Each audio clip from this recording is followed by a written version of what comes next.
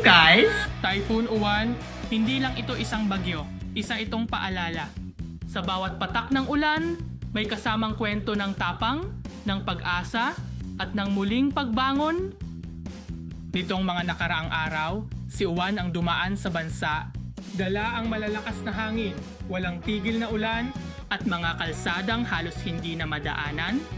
Habang marami ang naapektuhan, marami rin ang nagpakita ng kabayanihan. Mga kapitbahay na nag-abot ng tulong, mga volunteer na lumusong sa baha, mga sundalong hindi natulog, lahat nagkaisa para sa iisang layunin, ang magligtas ng buhay. Dahil ganyan tayong mga Pilipino, madaling mabasa pero hindi madaling mabuwal.